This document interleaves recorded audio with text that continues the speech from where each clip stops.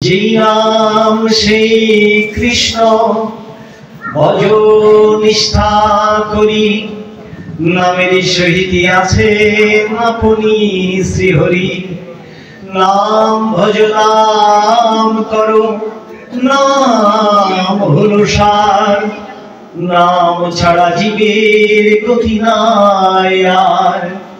একবার হরির নামে যত পাপ ভরে, পাপীর কি সাধ্য আছে তত পাপ করে। তাই বলছে নাম ভজো, নাম করো, নাম হলো সার, নাম ছাড়া জীবের গতি নাই আর। তাহলে আমরা কি নাম, যদি আমরা নাম না করি তাহলে কখনো কৃষ্ণকে পাওয়া যাবে না। চৈতন্য চরিতামৃতে বলছেন, যোগ ধর্মে জ্ঞান কর্মে নাহি কৃষ্ণ বশ, কৃষ্ণ বশ হেতু এক আছে কৃষ্ণ প্রেম রস। জ্ঞানে কর্মে যোগে ধর্মে অনাদি আদি গোবিন্দকে বশ করা যায় না। বলে গোবিন্দ বশ হয় একমাত্র কৃষ্ণ প্রেম রসে। তাহলে প্রেম রসটাকে জানতে হবে। কেন আমাদের প্রেম আসছে না? ভক্তিমতী মায়েরা বাবাজিদের চরণ কমল ধরে বলছি, শাস্ত্রে নিগুড় তত্ত্বের চৈতন্য ভাগবতে একটি উদ্ধৃতি বলছেন, কেন আমরা কৃষ্ণ প্রেম করতে পারছি না, কৃষ্ণকে পাচ্ছি না। বলছে, নিত্য সিদ্ধ কৃষ্ণ প্রেম সার্থক কভু নয়, শোভনাদি শুদ্ধ চিত্তে করো হে উদয়। নিত্য সিদ্ধ কৃষ্ণ প্রেম, কৃষ্ণ প্রেমটা কখন হবে? সিদ্ধ কখন হবে? যখন চারটি জিনিসের মিলন হবে। খুব ভালো করে শুনবেন, একটু যোগস্থ হন, একটু ধ্যানস্থ হন। কারণ ভাগবতের সহস্র কোটি কল্পকাল যদি আপনি কীর্তন শোনেন, কোটি কোটি বার যদি তার নাম জপ করেন, কোটি কোটি বার যদি জপমালায় মালা শেষ করে দেন, কিন্তু নামের মধ্যে যদি অপরাধ থেকে যায় তাহলে কখনো সিদ্ধি হবে না। একটু বলে যাই, ওখানটায় আসবো। কি বলছি? যদি আপনি ভাগবতে এসে আনমনা থাকে, বলছি এটা নাম অপরাধ। যদি ভাগবতে এসে আপনি অন্য কথা বলেন, এটি নাম অপরাধ। যদি ভাগবতে এসে সাধু নিন্দা করেন, এটি নাম অপরাধ। যদি ভাগবতে এসে দেবতা নিন্দা করেন, নাম অপরাধ। যদি ভাগবতে এসে কোন ব্রাহ্মণ বৈষ্ণবকে নিন্দা করেন, এটি মহা অপরাধ। যদি ভাগবতে এসে যিনি ভাগবত কীর্তন করছেন, নাম করছেন, সেই নামের অপ্রাকৃত লীলাকে, গুণকীর্তনকে আপনি কিছুই নিলেন না, প্রত্যাখ্যান করলেন, আপনি আপনার কর্মে ব্যাপৃত, বলছি যে নাম অপরাধ। তাই আমাদের আগে প্রথমে অপরাধটাকে দূরে সরিয়ে দিতে হবে, যোগস্থ হতে হবে। হে প্রভু, তুমি তো অনেক দূরে নও, তুমি আমার ভিতরে, তুমি সর্বত্র রয়েছ, সর্বত খলিতম ব্রহ্ম, কিন্তু তুমি আমার মধ্যেও আছো। কোথায় আছো? ঈশ্বর পরম কৃষ্ণ সচ্চিদানন্দ বিগ্রহ অনাদি আদি গোবিন্দ সর্ব কারণের কারণ। তুমি বলছেন, ঈশ্বর সর্বভূতানাং হৃদ্দেশে উজ্জ্বল তিষ্ঠতি, ভ্রায়মাণ সর্বভূতানি যন্ত্র অর্বাণি মায়া। আমি প্রত্যেকটি জীবের হৃদয় গুহায় আমি বাস করি, কিন্তু মায়ারূপ একটি যন্ত্রের কারণে আমার এই পরম তত্ত্ব সম্পর্কে মানুষ অবহিত নয়। তাই তারা বিভিন্ন জায়গায় খুঁজে বেড়ায়। কখনো বা কেউ বৃক্ষের মধ্যে খোঁজে, কেউ বা পাথরের মধ্যে খোঁজে, কেউ বা মূর্তির মধ্যে খোঁজে, কেউ বা জলের মধ্যে খোঁজে, কেউ বা সূর্যের মধ্যে খোঁজে, কেউ বা চন্দ্রের মধ্যে খোঁজে, কেউ বা বলে ওই আকাশের মধ্যে আমাকে দেখার চেষ্টা করে। কিন্তু সে তো জানতে পারলো না কাকে আশ্রয় করে সে স্বপ্ন দেখে, কাকে আশ্রয় করে সে বিহ্বল হয়ে যায়, কাকে আশ্রয় করে সে জগতের সকল কর্ম করে, কাকে আশ্রয় করে সে জীবনের যাহা স্বপ্ন সব পূরণ করে। তাহলে নিত্য বস্তু যদি কালকেই চলে যায়, লোকে সকলেই তাকে পর করে দেবে। তাহলে নিত্য বস্তুকে তার এই জীবনে আমি যে ভৌত দেহ দিয়েছি তার জানাই হলো না। তাই আমাদের নিত্য বস্তু থাকতে থাকতে নিত্যের সাথে যুক্ত হতে হবে। আর সেই যুক্ত করে দেয় কি জানেন? এই ভাগবত কথা, ভাগবত কীর্তন, ভাগবত মহিমা। এই জন্য ভাগবত কীর্তন যখন করবেন তখন প্রথমেই শাস্ত্র বলছে চারটি কথা: শ্রবণ, মনন, কীর্তনম, বিধির নিয়ম। এটি আমার কথা নয়, চৈতন্য ভাগবতের কথা। নিত্য সিদ্ধ কৃষ্ণ প্রেম সার্থক তবু নয়, শোভনামি শুদ্ধ চিত্তে করবি উদয়। তখনই আমার উদয় হবে যদি চারটি জিনিসের, তাহলে শ্রবণ করতে হবে। আবার বলছে শ্রীণুয়াম শ্রীণুয়াম, তুমি আমার কথা শোনো। গীয়তাম গীয়তাম, তুমি আমার কীর্তন করো। কেন করব? গীতা বলছে ইয়াইদম পরমং গুহ্যম মদ্ভক্তি সুবিধাসতি ভক্তিময়ী পরাম চিত্তা মামেব ইස්සতি সংসায়। গীতার মোক্ষযোগের 68তম শ্লোকে বলছেন, যিনি আমার ভক্তদের মাঝে এই পরম গুহ্যাতি গুহ্য ব্রহ্মতত্ত্বের জ্ঞান প্রদান করেন, তিনি আমার পরাভক্তি লাভ করেন। আমি তাহাতে অবস্থান করি, তিনি আমাতে অবস্থান করেন।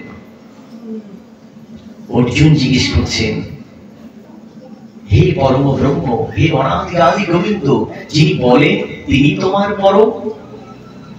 গোবিন্দ 71তম শ্লোকে বলছেন, শ্রদ্ধাবান অনুসূয়চে শ্রীণুয়াত বিয়ানরাঃ সহ বিমুক্ত সুভাগলতান প্রপন্নাদি পুণ্যকর্মাণাম।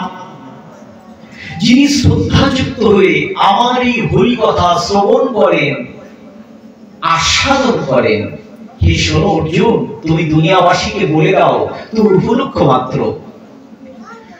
পূর্বে পূর্বে যে সকল পূর্ণ আত্মাগণ উচ্চতর আলোকে গমন করেছেন, অচিরেই যারা শ্রবণ করছেন শ্রদ্ধাযুক্ত করে, অচিরেই এই ভৌত দেহ পরিত্যাগের পর তাদের স্থান সেই উচ্চতর আলোকে হবে।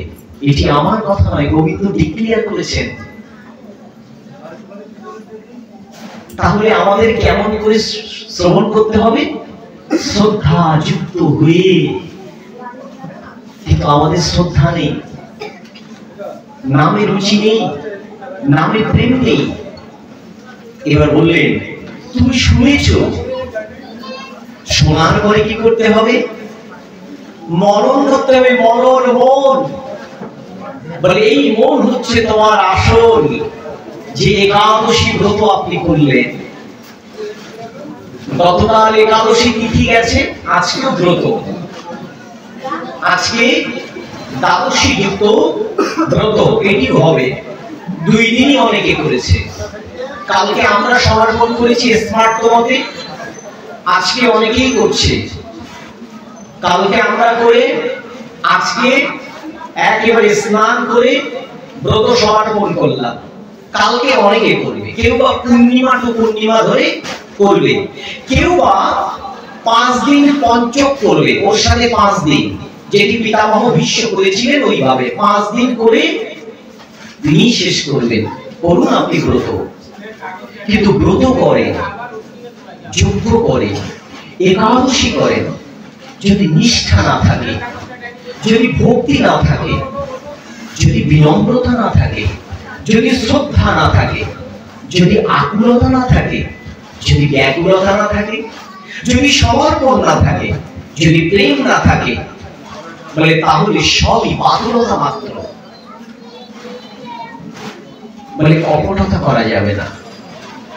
যাহা করতে হবে একেবারে ভগবানকে সমর্পণ। প্রভু তোমাকে সমর্পণ করছি। ব্রত মানে সংকল্প, আমি সংকল্প করছি প্রভু। ব্রজাঙ্গনা গোপীগণ যেভাবে ব্রত করেছিলেন, আমি মন দ্বারা সেইভাবে, আমি মন দ্বারা, কেউ দেখছে না, দেখছো তুমি আর অনুভব করছি আমি। এই মনের মধ্যে সংকল্প বলে, মন হচ্ছে কল্পতরু বৃক্ষ। মনের মধ্যে যে বীজগুলো তুমি বপন করবে, ওই বীজ তোমাকে ফল ফুল হবে, ওটি তোমাকে সুবাতাস ছড়াবে। কিন্তু মনের মধ্যে যদি আমি বীজ বপন না করি, হে প্রভু আমার সংকল্প এটাই, কল্প কল্পান্তরের আমার দোষ ছিল, জন্ম জন্মান্তরের আমার দোষ ছিল, বিষয় সর্ব দোষ। হে প্রভু, 1 মাস ব্যাপী ব্রজাঙ্গনা গোপীগণ যেভাবে ব্রত করেছিলেন, আমিও ঠিক 1 মাস ব্যাপী সংকল্প করেছি। সংকল্প করে কি বললাম, হে প্রভু তুমি আমাকে যুক্ত করে দাও তোমার সাথে, কারণ আমি বুঝতে পেরেছি তুমি সর্বত্র আছো, তুমি আমার ভিতরেও আছো। এইভাবেই যদি আমরা প্রত্যেকটি কর্ম করতে পারি, তাহলেই প্রভু কৃপা করবেন, নচেত প্রভুর কৃপা পাওয়া যাবে না। মনটা কেমন বলে, মনটা হচ্ছে অত্যন্ত বেগবান, অত্যন্ত বেগবান। অর্জুন জিজ্ঞেস করলেন কৃষ্ণকে, এই পৃথিবীতে সবচেয়ে ব্যতিব্যস্ত বস্তু বা পদার্থ কোনটি? ভগবান বলেছিলেন মন। চঞ্চল হি মন কৃষ্ণ প্রমাথি বলবাথুর্যম তস্যে অহং নিগ্রহম মন্যে বায়ুইব সংস্কারম। বায়ুকে নিয়ন্ত্রণ করা যায়, মনকে নিয়ন্ত্রণ করা যায় না। কৃষ্ণ বললেন কি করে তাহলে তুমি মনকে নিয়ন্ত্রণ করিবে? ভগবান বলছেন অসংশয়ম মহাবাহো মৌনিব দুর্নিগ্রহম চলো অভ্যাসেন তদন্তে বৈরাগ্যেন চ কিচ্ছতে। হে অর্জুন, এই মনকে নিয়ন্ত্রণ করা অতি কঠিন ব্যাপার। হস্তিকে নিয়ন্ত্রণ করা যায়, কিন্তু মনকে নিয়ন্ত্রণ করা যায় না। বলে মনকে নিয়ন্ত্রণ করতে গেলে তোমাকে পুনঃ পুনঃ অভ্যাস করতে হবে। এই পুনঃ পুনঃ অভ্যাসের মধ্য দিয়ে তোমার ভিতরে তীব্র বৈরাগ্য। দুটি কথা, অভ্যাস মানে কি? বারংবার প্র্যাকটিস, প্র্যাকটিস, প্র্যাকটিস। আর এই যখন বারংবার আপনি প্র্যাকটিস করবেন, অভ্যাস করবেন, তখন আপনার ভিতরে বৈরাগ্য, বৈরাগ্য মানে ত্যাগ। কি ত্যাগ? জড় আকাঙ্ক্ষা আপনার ভিতরে, এটি আস্তে আস্তে দূরীভূত হবে। তাহলে এটাকে দূরীভূত করতে গেলে যদি আমি বারংবার অভ্যাস না করি, আমি যদি সৎসঙ্গ না করি, আমি যদি ভাগবত আচার্যের কাছে না যাই, আমি যদি গুরু গৃহে না যাই, আমি যদি পুনঃ পুনঃ ব্রত না করি, আমি যদি একাদশী ব্রত না করি, আমি যদি তীর্থ ভ্রমণ না করি, আমি যদি যজ্ঞাদি কর্ম না করি, আমি যদি নাম জপ না করি, আমি যদি নাম কীর্তন না শুনি, তাহলে কল্প কল্পান্তরের যে আমার দোষ ছিল, বিভিন্ন জনিতে যে ভ্রমণ করেছিলাম, এটি কি করে আমার ভিতর থেকে যাবে? বলে এটি যাওয়ার জন্য বলে ভগবানের একমাত্র মহাপ্রসাদ, সেটি হচ্ছে ভাগবতম মহাপ্রসাদ। এই ভাগবত মহাপ্রসাদ গ্রহণ করতে হবে। তাই কলিযুগের ভাগবত মহাপ্রসাদ কি? ভাগবতের দ্বাদশ স্কন্ধে এটাকে ভগবান বলে দিলেন। দ্বাদশ স্কন্ধের 4th অধ্যায় শ্লোক নাম্বার 52। কিতে ইয়ধ্যাতে বিষ্ণু ত্রিতায়ে জজায়ে মাখাওই দাপরে পরিচর্যায়াং গৌরবন্ধুরি কীর্তনিয়া। তুমি যদি তোমার মনকে শান্ত করতে চাও, তুমি যদি তোমার শ্রবণে উন্মুখ করতে চাও, তোমার চৈতন্যকে প্রকাশ করতে চাও, তাহলে কীর্তন করো। বলে সত্যি তপস্যা করে যে ফল পাওয়া যেত, ত্রেতায় যজ্ঞাদি কর্মে যে ফল পাওয়া যেত, তারপরে সেবা পরিচর্যায় যে ফল পাওয়া যেত, কলিতে নাম সংকীর্তনের মধ্য দিয়ে সেই ফল পাওয়া যায়। তাহলে নাম সংকীর্তন আমরা কেন করছি? ফল পাওয়ার আশায়। কি ফল? ভগবানের কৃপার ফল। ভগবত প্রাপ্তির ফল। জন্ম জন্মান্তরের বিভিন্ন ভৌত দেহ আমি পেয়েছি, বিভিন্ন জনিতে ভ্রমণ করেছি, তাই প্রভু চাই না জরা ব্যাধি জন্ম দুঃখ কষ্ট এগুলো চাই না। এই ব্রহ্মাণ্ডের এই চেনকে ব্রেক করে যেখানে গেলে আর জন্ম মৃত্যু হয় না, জরা ব্যাধি দুঃখ কষ্ট হয় না, সেখান থেকে মুক্তি পাওয়ার জন্য, আমি তার চরণ কমল প্রাপ্তির জন্য আমরা এই অনুষ্ঠানের আয়োজন করেছি। তাই কীর্তন করে, কীর্তন এখন যে কীর্তনটা করছি এই কীর্তনটাকে বলা হচ্ছে ভগবত কীর্তন। এই কীর্তনটাকে বলা হচ্ছে ভগবানের মহিমা কীর্তন। কেমন ভগবত কীর্তন? এই ভগবত কীর্তনের মধ্যে চারটি কথা রয়েছে। ভয় ভক্তি, ভক্তির দুই পুত্র রয়েছে। এক পুত্রের নাম হচ্ছে জ্ঞান, ব্রহ্ম জ্ঞান, শুয়ে আছে ভাগবতের প্রথম স্কন্ধে। দেখবেন একেবারে লিখছে দেবর্ষি নারদ ভক্তি দেবীকে জিজ্ঞেস করছে, তুমি তো চির যৌবনা, তোমার কোলে কারা শুয়ে আছে? বলছে আমার দুই পুত্র। কি তোমার দুই পুত্র? বলছি এক হচ্ছে জ্ঞানী, জ্ঞান পুত্র। বলে উঠছে না কেন? বলে কলির দোষে সে উঠতে পারছে না। মানে কলির যে কালসর্প দোষ, কামনা বাসনা হিংসা লোভ অহমিকা দম্ভ, যার কারণে সে ব্রহ্ম জ্ঞানী উঠতে পারছে না। আর কি বৈরাগ্য, বৈরাগ্য মানে ত্যাগ, সে ত্যাগ করতে পারছে না। ত্যাগ করতে যাচ্ছে আবার ভোগ তাকে যুক্ত হচ্ছে। তাই বলছে দুই পুত্র বারংবার তাকে জাগরণ করার চেষ্টা করছি, কিন্তু উঠছে না। তরুণী নৌকা সমুদ্র পার হবে, বলছে হে পুত্র নয় তুমি দাঁড়াও, আর ভক্তি দেবী চলে যাবে।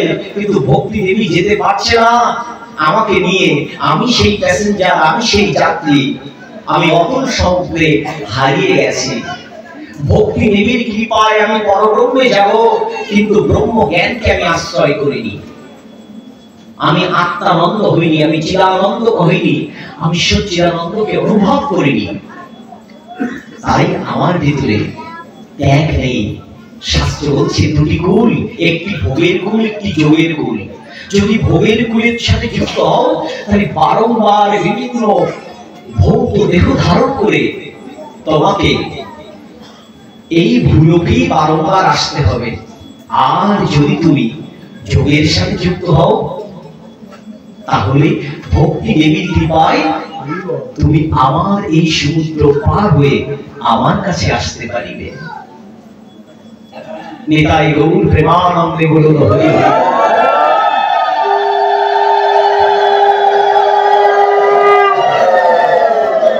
তাই কীর্তনটা করতে হবে। কীর্তন করবেন, কীর্তন না করলে হবে না। এই কীর্তন হচ্ছে গুণ কীর্তন, মহিমা কীর্তন, লীলা কীর্তন, নাম সংকীর্তন। এই সবই কীর্তন ভগবানের। আপনি কীর্তন করলেন, আপনি শ্রবণ করলেন, আপনি মনন করলেন, এরপরে বলছে বিধির নিয়ম প্রয়োগ। আপনি প্রয়োগ করেননি। কেমন? সব শুনেছেন, শুনতে শুনতে আপনার দেহ সব জ্ঞানে ভরে গেছে, কিন্তু আপনি জীবনে প্রয়োগ করেননি। বলছে তাহলে সব ব্যর্থ, সব ব্যর্থ। কালকে বলছিলাম মহাজন গুণীজন, এক ব্যক্তি অসুখ সারে না, তার পুত্রগণ ধরতে পারে না বাবার কেন অসুখ সারে না। বড় বড় ডাক্তার দেখিয়েছে, কোনো রোগ ভালো হয় না। সর্বশেষ গিয়েছে এক সাইকিয়াট্রিস্ট, মনোরোগ বিশেষজ্ঞ ডাক্তার। বলছে দেখুন তো আমার বাবার রোগ সারছে না কেন। সাইকিয়াট্রিস্ট যখন কাউন্সিলিং করছে তার সাথে 1-to-1, বলছে আপনি কত ডাক্তার দেখিয়েছেন? বলে অনেক ডাক্তার। ওই দেখি প্রেসক্রিপশন, যখন প্রেসক্রিপশনে রিপোর্ট দেখছে বলছে ম্যাক্সিমাম তো ঠিক আছে, কোনো তো ভুল দেয়নি। এবার জিজ্ঞেস করছে বাবা এই যে ডাক্তারের ওষুধটা দিয়েছিলেন, অনেক বড় মাপের ডাক্তার, ওষুধটা কয়দিন খেয়েছিলেন? বলে 2 থেকে 3 দিন খেয়েছিলাম, যখন রোগ ভালো হয়নি বন্ধ করে দিয়েছি, আবার একটা ডাক্তার দেখিয়েছি। আবার এই করতে করতে আজকে 50টা ডাক্তার দেখানো হয়ে গেছে, কিন্তু ওষুধ যে ডাক্তার বলেছিল 3 থেকে 6 মাস যদি রোগ না সারে আবার যাবে, বলে কোনোটাই কন্টিনিউ করা হয়নি, যার কারণে রোগ সারেনি। আজকে দিবাকর পাঠ করছে শুনলেন, কালকে আমাদের দাদাজি বিল্লুদা আসলেন পাঠ করলেন শুনলেন, আর একদিন তাপসীদি আসলেন পাঠ করলেন শুনলেন, আর একদিন অমুক প্রভু আসলেন শুনলেন, আর একদিন রবীন গোস্বামী আসলেন প্রভু শুনলেন, আর একদিন নারায়ণ গোস্বামী প্রভু আসলেন পাঠ করলেন শুনলেন। সব শুনেছেন কিন্তু একটাও প্রয়োগ করেননি। কি করেছেন? ম্যাক্সিমাম লোক এখান থেকে উঠেছেন। সবচেয়ে বোঝা যায় প্রয়োগ হয়েছে কিনা যখন খিচুড়ি টেবিলে যাওয়া যায়, খিচুড়ি যদি কম পড়ে যায় তখন বোঝা যায় কতটুকু আমি ভাগবত রস আস্বাদন করেছি। রাধে রাধে রাধে রাধে। বলছে খোঁচা দিলে খিচুড়ি তো খাবো। বলছে ভবরোগের মহাপ্রসাদ হচ্ছে ভাগবত প্রসাদ। বলে যিনি পৃথিবীর এই অমৃত তুল্য পদার্থকে বর্জন করে ভোগ্য বস্তু গ্রহণের জন্য বিভিন্ন জায়গায় ঘুরে বেড়ায়, বলে তিনি পৃথিবীতে হে উদ্ধব কিছুই নিয়ে যেতে পারে না। উদ্ধবকে ডেকে বললেন, বলে এই ভবরোগের মহাপ্রসাদ হচ্ছে ভাগবত প্রসাদ। একইভাবে দেবতাগণ পরীক্ষা করার জন্য যখন শুকদেব গোস্বামী প্রভুপাদ যখন প্রবচন করছিলেন, ঠিক ওই সময় সামনে পরীক্ষিত মহারাজ ছিলেন। দেবতারা এসে বললেন, আমরা দেবলোক থেকে এসেছি, আপনি অভিমন্যু তনয় অর্জুনের বংশধর, আপনি ইন্দ্রের অংশ, সেই অর্জুন তারই বংশ পরম্পরায় এই যে অমৃত কলস নিয়ে এসেছি, আপনি গ্রহণ করুন। কি বলেছিলেন সেদিন? বলে এক কল্পকাল পর্যন্ত এই অমৃত বস্তু গ্রহণ করলে আমি হয়তো বাঁচতে পারবো, কিন্তু এমন কিছু আমাকে দিন যাহা কল্প কল্পান্তরের দোষ আমার নাশ হয়ে যায়, আমি জন্ম মৃত্যু জরা ব্যাধি হাত থেকে মুক্ত হতে পারি। তিনি পরিত্যাগ করে এই মহাপ্রসাদ রূপী ভাগবতকে উনি 7 দিন ব্যাপী শ্রবণ করেছিলেন। তাই আমাদের উচিত হবে কি?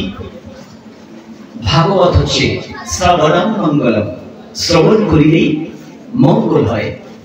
যদি শ্রবণ করিলেই মঙ্গল হয়, তাহলে আমরা শ্রবণ করছি না কেন? এর কারণটা হলো আমাদের ভিতরে গুণের কারণে ত্রিগুণ সত রজ তম 3 গুণের কারণে আমরা করতে পারছি না। 3 গুণটা কেমন দেখবেন? ভাগবত আসলে এখানে অনেকেই এসেছেন, অনেক মাতাজি বাবাজিরা এসেছেন। কিছুক্ষণ পর দেখবেন ভাগবত কথা শুনতে শুনতে হঠাৎ করে কিছু কিছু ব্যক্তির ঘুম চলে আসবে, কিছু কিছু ব্যক্তি সাইট্রাক করা শুরু করবে।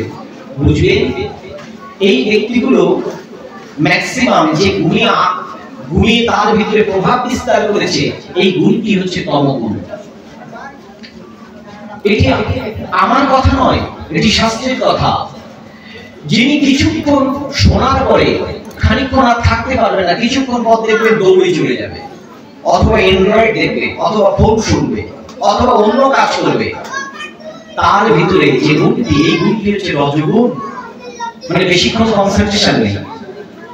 কিছু ভক্ত আছে যারা শ্রবণ করতে করতে কখনো বিহ্বল হবে, কখনো আত্মনাদ করবে, কখনো বন্দন করবে, কখনো উলুধ্বনি দিবে, কখনো শঙ্খধ্বনি দিবে, কখনো দুয়াহ করবে।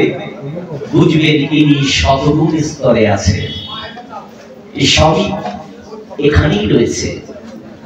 কে কোন স্তরে? আপনি নিজের কাছে নিজে প্রশ্ন করুন, কেন আমরা হতে পারছি না? এর কারণটা হচ্ছে এটি একদিন হবে না, এটি 1 দিন, 2 দিন, 3 দিন, 4 দিন করতে করতে একটি সময় আপনি যে বস্তু হয়ে যাবেন। রাধে রাধে রাধে রাধে। তাই আমাদের কি করতে হবে? বারংবার বারংবার শুনতে হবে। ভগবান বেদব্যাস বললেন, শোনো, ভগবানকে পাওয়ার জন্য ভাগবতে ভক্তি উপায় 9টি বললেন। 9টির মধ্যে প্রথম উপায় বললেন শ্রবণম কীর্তনম বিষ্ণু শরণম পদসেবিতম বন্দনার্চনম সাক্ষ্যম দর্শমাত্মনিবেদনম। ভগবানকে পাওয়ার জন্য ভক্তির উপায় বললেন কটি? নটি। এই নটির মধ্যে প্রথম ভক্তি যেটি বললেন সেটি কি বলেছেন? শ্রবণ। তাহলে প্রথম ভক্তি হচ্ছে শ্রবণ। আমাদেরকে শ্রবণটা ওইভাবে করা উচিত। যদি আমরা শ্রবণ না করতে পারি তাহলে আমরা পারমার্থিক চেতনায় যেতে পারবো না। আর পারমার্থিক চেতনায় যাওয়ার জন্য আমাদের কালি ময়লা দূরীভূত করতে পারে সেটি হচ্ছে বারবার শ্রবণের সাথে মন দ্বারা আস্বাদন। সেটি রিপিট করছি আবার। গরু যেমন জাগর কাটে, তদ্রূপ আপনি আজকে যা যা শ্রবণ করেছেন বাড়ি গিয়ে গরুর মতো আবার জাগর কাটতে হবে। আর কীর্তন করতে হবে। কীর্তন করতে হবে, মনে মনে কীর্তন করেন। আর কীর্তনের সাথে সাথে প্রয়োগ করতে হবে যাহা যাহা শুনেছেন। অনেক কথা জানা হয়েছে কিন্তু প্রয়োগ হয়নি। কেন বলছি জানেন? ভগবান মনু বলছেন, শোনো, তোমরা সকলেই আমার বংশধর বা আমার থেকেই সবাই এসেছো। আমি যাওয়ার পূর্বে তোমাদেরকে বলে যাই, মনু সংহিতার 4 নম্বর অধ্যায়ের 229তম শ্লোকে ভগবান মনু বলছেন, না পুত্রহি সায়াথাং পিতা মাতা চ পৃষ্ঠত ন পুত্রদারং ন জ্ঞাতি ধর্ম তিষ্ঠতি কেবলাহ। তুমি যখন চলে যাবে তখন তোমার পিতা মাতা আত্মীয় স্বজন বন্ধু বান্ধব জ্ঞাতি পরিজন কেউ তোমার সাথে যাবে না। একমাত্র ধর্মই তোমার সাথে যাবে, যাহা যাহা তুমি ধারণ করেছিলে। তাই ধর্মকে আশ্রয় করুন। কোন ধর্ম? বললেন দুটি ধর্ম, একটি জড় ধর্ম, একটি আধ্যাত্মিক ধর্ম। যদি তুমি আধ্যাত্মিক ধর্মকে গ্রহণ করো তাহলে তুমি আধ্যাত্মিক পথে যাবে। আর যদি তুমি জড় চেতনার ধর্মকে গ্রহণ করো তাহলে বারংবার এই জড় যেরকম জঞ্জাল এর মধ্যে তোমাকে বারবার পতিত হতে হবে। তুমি কিচ্ছু না, তুমি কিছুই নিয়ে আসো। তুমি যা নিয়েছো এখান থেকে নিয়েছো। তুমি কি? তুমি একটা চেতনা স্বরূপ, তুমি চৈতন্য স্বরূপ। তাই তুমি আমার অংশ, পরম ব্রহ্মের অংশ। আমি তো আমাকেই চিনতে পারিনি, তাই আমি ব্রহ্মকে চিনব কি করে? তাই ব্রহ্মকে চেনার উপায় হচ্ছে গুরু আমাকে আত্মসাক্ষাৎকার করে দেবেন। যিনি শিক্ষাগুরু তিনি আমাকে বলে দেবেন। যিনি ভক্ত তিনি ভক্তির পথ দেখাবেন। যিনি সাধু যদি আমার দোষ থাকে সেই দোষকে রহিত করবেন। যিনি বৈষ্ণব তিনি বিষ্ণুর অর্চনার জন্য তিনি পথ দেখাবেন। যিনি সন্ত মহাপুরুষ তিনি আপনাকে উচ্চতর আলোকের দিক নির্দেশনা দেবেন। আমাদের কি তাদের সঙ্গ হয়েছে? সঙ্গ হয়নি। সকালে ঘুম থেকে উঠেই জড়চেতনা শুরু করেছি, দুপুরে বাড়ি যেতে পারিনি। অষ্টাঙ্গ যোগ যে করব বা আমি যে গায়ত্রী জপ করবো সে সময়টুকু নেই। মনে হচ্ছে দোকান বাড়ি থেকে তো যাবো, খাওয়া খেয়ে যেতে পারলে ভালো হয়, কারণ কত কাস্টমার ফিরে গেছে তার কোনো ঠিক নেই। রাত্রে ঘুমাতে যখন যাচ্ছি তখন চিন্তা করছি কত কত জিনিস যদি চুরি করে নিয়ে যায়, ডাকাতি করে নিয়ে যায়। একবার কল্পনা করেছেন এই দেহখণ্ড ছেড়ে যদি কালকে আপনি চলে যান, কি এগুলো পাহারা দেবে? ভগবান বলছেন এসেছি একা, যাবে একা, পরপরে কেউ তোমার সহায় হবে না। রক্ষা করি আমি, দেখিও আমি, তুমি আমাকে আশ্রয় করো। তাই ভগবান বলছেন, ভগবান শ্রীকৃষ্ণ আদি গোবিন্দ বলছেন, অনন্য চিন্তায় নমাম এই জনাপাচ্যুপাসাতে তেষাং নিত্যভিযুক্তানাম এবৎসেমং মহমীয়হম। শ্রীমদ্ ভগবদ্ গীতার 9 নম্বর অধ্যায়ের 22তম শ্লোকে ভগবান বললেন, যিনি অনন্য চেতনায় আমার সেবা করেন, আমার পূজা করেন, আমার কীর্তন করেন, আমার মনন করেন, আমাকে সমর্পণ করেন। পূর্ব জন্মের কারণে যিনি পথভ্রষ্ট হয়ে গিয়েছিলেন, আমি যুক্ত করে দিয়েছি যোগের ফলে তিনি আমার কাছে ফিরে আসতে পারেন। আর বহমি অহম, এই জন্মে যাহা তারা ভোগ করছে, পূর্ব জন্মের বর্তমান জন্মের কর্ম মিশ্র ফল। হে জীবগণ, যাহা তারা পায়নি, আমি অপ্রাপ্ত বস্তু বহন করি এবং সংরক্ষণ করি। তুমি দুনিয়াবাসীকে জানিয়ে দাও, আমার ভক্ত নমে প্রণশ্যতি, তিনি ছিন্ন মেঘের মতো হারিয়ে যান না। ভগবান বাসুদেব কৃষ্ণ অর্জুনকে উপলক্ষ করিয়া ব্রহ্মতত্ত্বের জ্ঞান ভীষ্ম পর্বের রাজবিদ্যা রাজগুহ্য যোগের 9 নম্বর অধ্যায়ের 22তম শ্লোকে বিস্তারিত বলে গেলেন। আমরা বুঝেছি কতজন, আমরা হৃদয় দিয়ে অনুভব করেছি কতজন। হৃদয়ের মধ্যে পাষাণ হয়ে গেছে, পাথর হয়ে গেছে। এই পাষাণকে গড়াতে পারে একমাত্র নাম। নামের কি মহিমা, নামের কি শক্তি, যেটা দিয়ে শুরু করেছিলাম। রাধে রাধে,